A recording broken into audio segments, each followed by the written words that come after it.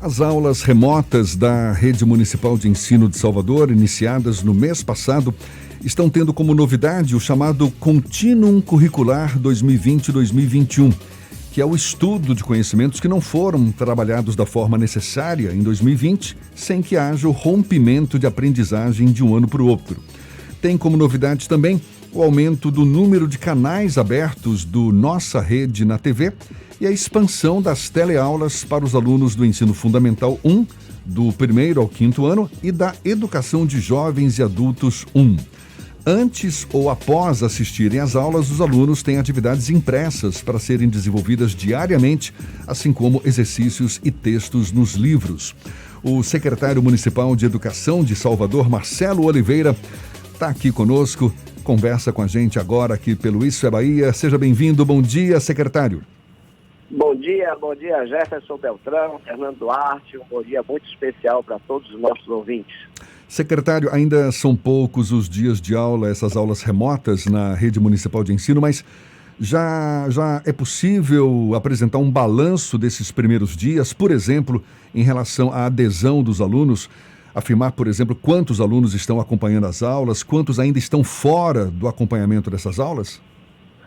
Olha, não é possível a gente quantificar isso com muita precisão, porque nosso ensino remoto foi baseado em aulas pela TV, porque foi o meio que nós encontramos mais democrático de alcançar a maior parte ou quase a totalidade dos nossos alunos. Nós fizemos um levantamento no ano passado e constatamos que pelo menos 1/3 dos alunos da Rede Municipal de Ensino em Salvador não tem qualquer meio de acesso à internet, o que deixaria essas crianças fora do ensino remoto se tivéssemos recorrido a aulas por videoconferência ou aulas com que precisasse de um computador, de um celular, de um tablet para acessar esse sistema. Então a gente optou pela televisão. Nossas aulas são apresentadas por 3 canais, né? Na verdade 2 canais abertos, o 4.1 e o 4.2, e mais o canal da TV Câmara, que disponibilizou alguns horários durante o dia para nos ajudar nessa divulgação. Então, com isso, a gente atende a todos aqueles alunos que têm pelo menos uma TV em casa, que você há de convir que deve ser a totalidade ou quase a totalidade. Mas o que a gente tem aí para fazer o retorno dessas atividades, para a gente saber se o aluno está fazendo o acompanhamento, se ele está assistindo às aulas, são os cadernos de atividades. Essa é uma operação que tem um certo grau de complexidade, porque nós elaboramos os cadernos, são cadernos, lista de exercícios, de deveres, entrega semanalmente aos pais, aos responsáveis nas escolas.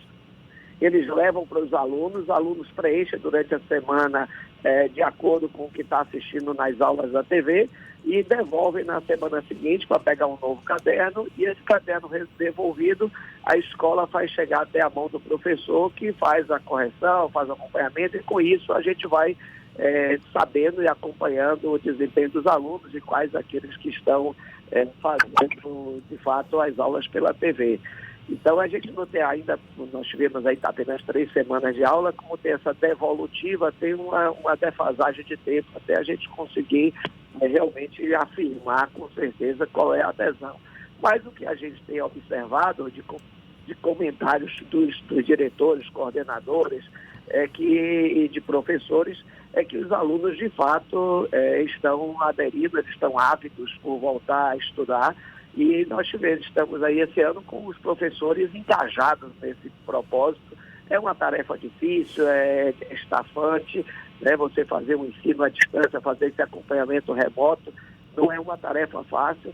E Deus queira que a gente consiga superar aí essa fase mais difícil da pandemia, para que a gente possa voltar às aulas presenciais, porque não é possível a gente pensar que vamos fazer ensino fundamental com crianças tão pequenas exclusivamente com atividades remotas.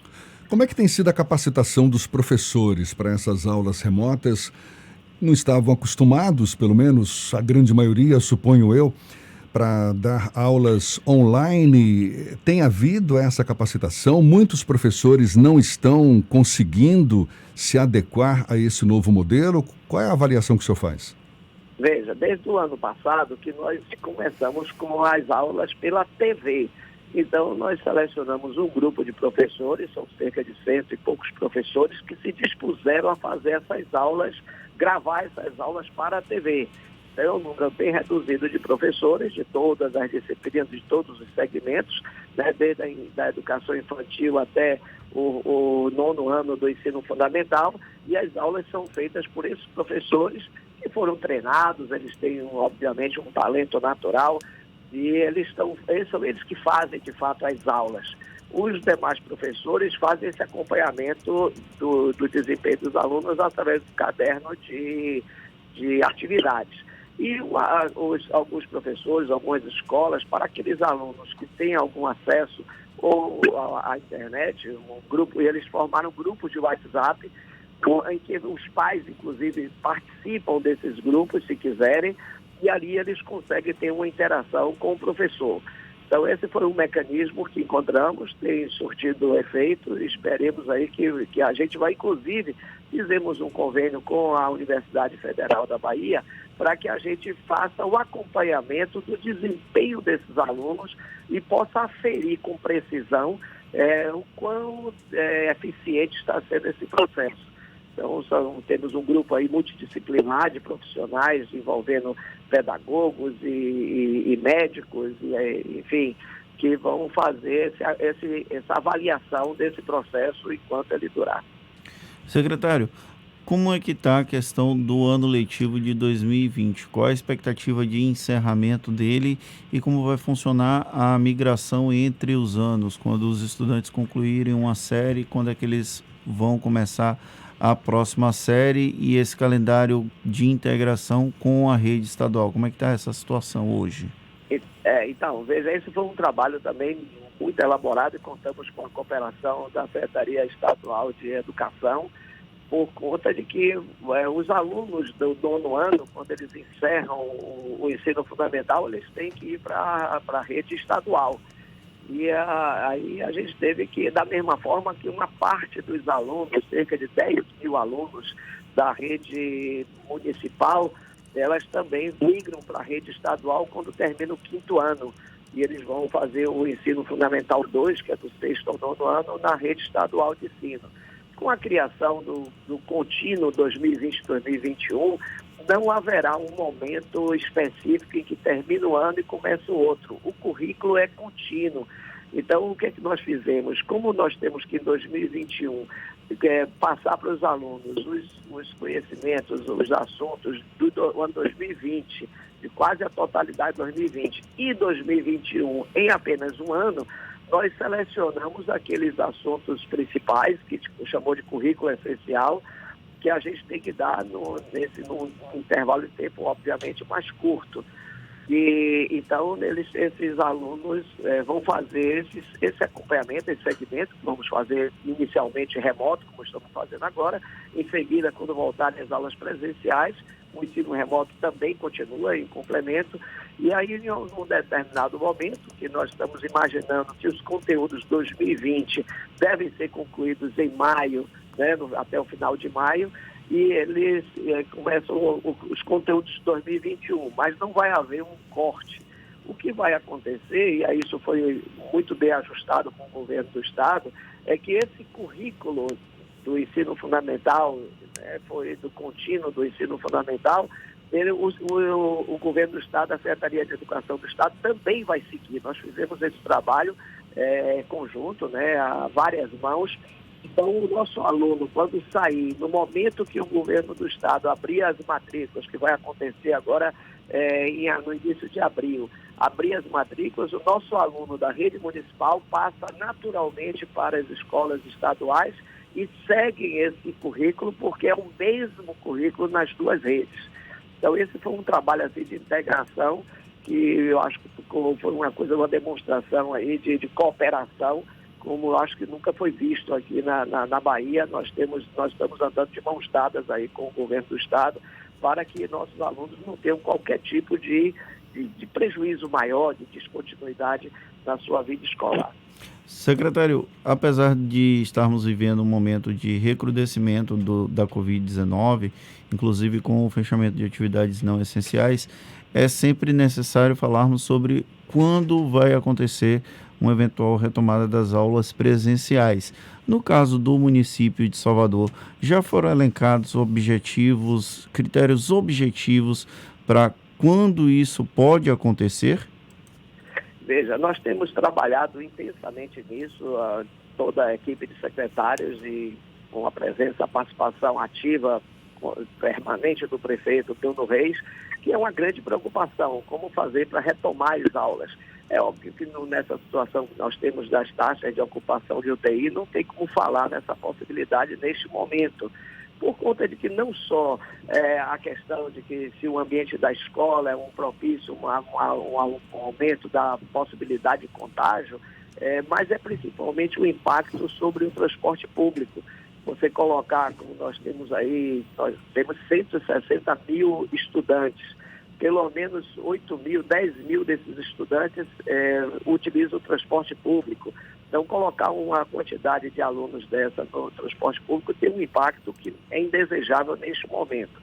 Então, nós estamos esperando que essa curva de contaminação e de taxa de ocupação de leitos de UTI, ela diminua, e nós estamos aí com essa expectativa. Nós já estamos observando na semana passada e nesta semana já um arrefecimento da taxa de contágio, do número de contaminados, que ainda não se refletiu na taxa de ocupação, obviamente. É o que a gente está esperando, é que novos casos que surjam não necessitem do apoio hospitalar, do recurso hospitalar, e os que estão em tratamento, eles se recuperem, e aí a gente vai diminuindo essa taxa e começa a discutir o retorno às aulas, que vai envolver tanto a escola privada quanto a escola pública. Tem a questão da vacinação dos professores, que estamos todos empenhados para que isso aconteça, né? Estamos aí aguardando que cheguem as vacinas. O governo federal já acenou com a possibilidade de antecipar a vacinação dos professores da rede pública. Então, isso vai criar um cenário mais favorável para esse retorno. Todos nós queremos que voltem às aulas, as famílias, os professores, os alunos, né? Todos nós estamos muito ansiosos para retornar à aula, mas que isso seja feito com todo o cuidado, com toda a segurança. A gente está conversando aqui com o secretário municipal de Educação de Salvador, Marcelo Oliveira. Secretário, e em relação às crianças do ensino infantil, elas ainda não foram contempladas com aulas remotas? Já existe alguma previsão nesse sentido?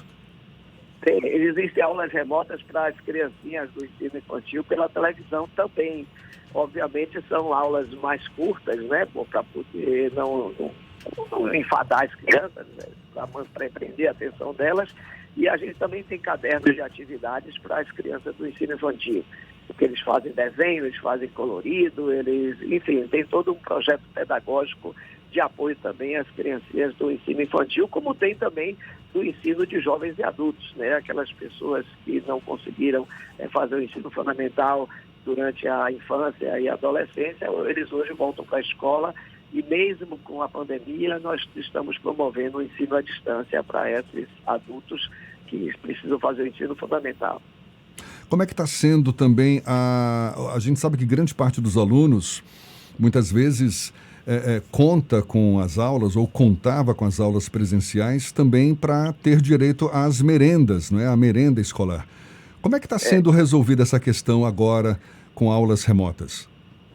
Então, desde o início da pandemia, logo em março de 2020, já temos um ano que estamos com as aulas suspensas, a Prefeitura de Salvador passou a fornecer cestas básicas, que a gente chama de kit de alimentação para os alunos. Mas foi assim, logo 2 semanas depois já começaram a receber essa alimentação. Então não houve descontinuidade na alimentação dos alunos, por conta de que isso é uma necessidade vital. E nós continuamos distribuindo, já distribuímos esse ano, que no ano passado foram distribuídas durante todos os 10 meses que durou a pandemia, os 9 meses, e esse ano já distribuímos as 2 etapas, já vamos começar agora a 3ª distribuição referente ao mês de março.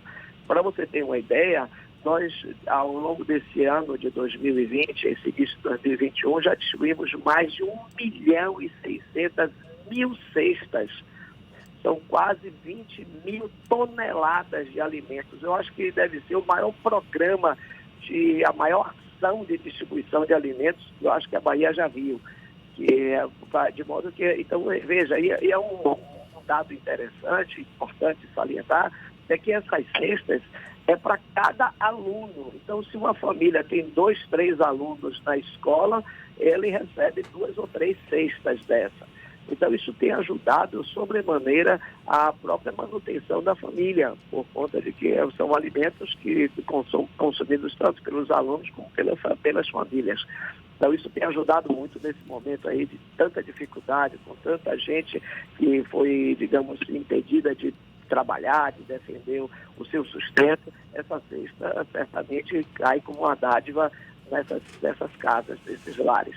E nós vamos continuar fazendo essa distribuição enquanto esses alunos não voltarem para a escola e possam ser alimentados na própria escola. Secretário, um dos grandes desafios de toda a rede escolar durante esse processo da pandemia é a dificuldade ou o processo de evasão de alunos. Já era muito comum, infelizmente, teve uma redução ao longo dos últimos anos, mas agora, por conta do episódio da pandemia, isso tende a aumentar. Existe algum tipo de projeto na Secretaria Municipal de Educação aqui de Salvador para fazer uma busca ativa caso haja a evasão escolar desses estudantes da rede municipal? Sim, certamente. Como você bem disse, isso é um problema muito grave na rede de ensino, não só de Salvador, como de vários municípios, a questão da evasão escolar. E nós temos um programa de busca ativa que, inclusive, já está funcionando para o ensino remoto, por conta de que, uma vez que os pais e os responsáveis precisam pegar o caderno de atividade da escola, levar para o seu filho e ele preencher o caderno, fazer os exercícios e devolver para a escola, com isso a gente tem um elo de ligação com a família e com o aluno. E a gente pode saber qual aquele aluno que ou não está pegando o caderno ou não está devolvendo o caderno preenchido. E nesse momento a gente sai em campo, né, para contato com a família, telefona, visita a casa, enfim, isso nós não vamos deixar que os nossos alunos deixem de ir para a escola, porque estamos vivendo essa tragédia dessa pandemia. E quando voltarem às aulas presenciais, obviamente essa tarefa aumenta de intensidade. Mas é muito importante, é muito fácil de entender que esse trabalho tem que ser feito agora já, porque como nós estamos fazendo o ensino remoto, os assuntos estão sendo dados pela televisão, os cadernos de atividades têm que ser preenchidos, então não podemos perder nenhum tempo por conta de uma evasão ou de um abandono dessas crianças. Então, esse programa já está em plena atividade sob responsabilidade da escola. Secretário, qual é a avaliação, por mais que haja esse esforço da Prefeitura de unir esses dois currículos de 2020 com o de 2021, de oferecer essas aulas remotas, mas qual é a avaliação que o senhor faz do impacto que essa situação toda deve provocar sobre o nível de aprendizado dos alunos, levando em conta que ficaram muito tempo sem aula, nem todos estão acessando essas aulas remotas, o nível de capacitação a médio, talvez longo prazo também. Qual é a avaliação que o senhor faz? Não basta uma avaliação minha como secretário. Nós temos aí vários estudos que estão sendo feitos. Ontem eu, inclusive, tive acesso a um trabalho feito pelo Banco Mundial, que fez uma avaliação desse impacto negativo da pandemia, da suspensão das aulas, em toda a América Latina. Então, o que nós estamos observando é que, ou estamos concluindo que o prejuízo vai ser um prejuízo muito, muito, muito grande. Então, esse efeito negativo vai se reproduzir por alguns anos pela frente. Veja o que está acontecendo, por exemplo, com as crianças que fizeram 6 anos em 2020. Eles deveriam ter sido alfabetizadas e não foram, porque é impossível você alfabetizar uma criança remotamente. E agora temos uma nova leva de crianças que fazem 6 anos em 2021, que também estão sem ser alfabetizadas. Então, imagine o esforço que vai ser alfabetizar essas crianças todas, né, e fazê-las engrenar a uma vida escolar com essa defasagem. E, obviamente, aqueles alunos que também não tiveram acesso, não tiveram a escola durante o ano 2020, vão fazer esse contínuo 2021, mas, obviamente, vai haver lacunas de conhecimento que eles não vão absorver em tão pouco tempo. Então, a gente há de pensar, nós havemos de pensar no currículo não só do ano 2021, mas de todos os anos subsequentes, e buscando corrigir essas distorções ao longo dos próximos 4, 5 anos. Então, essa é a nossa expectativa. Entendemos a grandiosidade desse desafio, mas nós estamos muito bem convencidos de que a gente vai precisar fazer esse esforço. Não é algo temporário, momentâneo, de um ano de 2021, ou seja, a volta às aulas é, digamos, o nosso passo mais importante, mas o fato de voltar às aulas não significa que a vida escolar volta à normalidade. Temos aí um passivo para ser recuperado, e por isso que eu disse que, além de quando voltarem às aulas presenciais, o ensino remoto vai ter que continuar sendo feito como uma carga, digamos, horária, uma carga um número de aulas adicionais ao currículo natural. Então, se já era difícil fazer a educação no ano normal, né, com 800 horas, imagine como será fazer as aulas do ano corrente e mais recuperar esse passado. Daí a nossa, digamos, ansiedade ou quase angústia de querer insistir com a retorno das aulas o mais breve possível, mas sabemos perfeitamente que temos que fazer isso com toda a responsabilidade. O desafio certamente é grande, muito grande. Secretário Marcelo Oliveira, secretário municipal de Educação de Salvador, muito obrigado pela sua disponibilidade, pela atenção dada aos nossos ouvintes. Bom dia e até uma próxima, secretário. Muito obrigado, é sempre um prazer estar conversando com vocês, prestando esclarecimento para a população, estamos aqui à disposição. Bom dia a todos. Tá certo, e olhe, mais uma conversa que vai estar disponível logo mais na íntegra nos nossos canais no YouTube, Spotify, iTunes, Deezer e Instagram. Agora 7h46 na Tarde FM.